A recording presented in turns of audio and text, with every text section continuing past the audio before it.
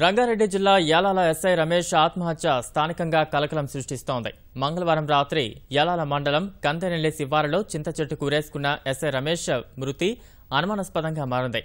రమేష్ ఆత్మహత్య కాదని కుటుంబ సభ్యులు ఆరోపిస్తున్నారు.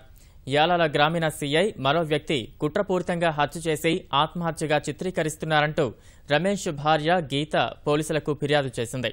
ఫిర్యాదు నమోదు చేసుకున్న పెద్దెమ్మల్ పోలీసులు శవ పరీక్ష నిమిత్తం రమేష్ మృతదేహాన్ని హైదరాబాద్లోని ఉస్మానియా ఆసుపత్రికి తరలించారు. రమేష్ మృతిపై అనుమానాలు వ్యక్తం చేస్తున్న బంధువులు, గ్రామస్తులు పరామర్శించేందుకు వచ్చిన మంత్రి మహేందర్ రెడ్డిని అడ్డుకున్నారు.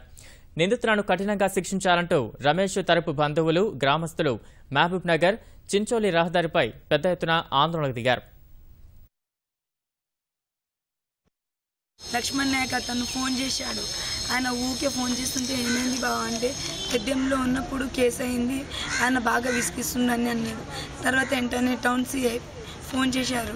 ఫోన్ చేసి రమేష్ వినాయక చవితి గురించి మాట్లాడాలి, వెంటనే ఇక్కడ వాకు దగ్గరికి రా, నిమజ్జనం గురించి చూడాలి అది ఇదని అన్నారు. అయితే సార్ నేను ఫ్యామిలీతో వచ్చినా ఇప్పుడు రాలేను, సివిల్లో ఉన్న వెహికల్ కూడా లేదు అని చెప్పారు. ఇంకా వాళ్ళు ఊకే ఫోన్ చేస్తూ ఉంటే ఇంకా అటు నుంచి అటు వెళ్ళిపోయిండు. 7 o'clock నుంచి ఫోన్ చేస్తే అవుట్ ఆఫ్ కవరేజ్ ఏరియా అన్నీ వస్తుంది, కానీ ఒక్కసారి కూడా రింగ్ అవ్వడం లేదు. మర్డర్ అయింది, చంపేసిర్రు. ఇంకెవరున్నారు? పిలిచిన వాళ్ళే ఉండొచ్చు, ఇంకెవరు ఉంటారు? దాంట్లో డౌట్ అయింది.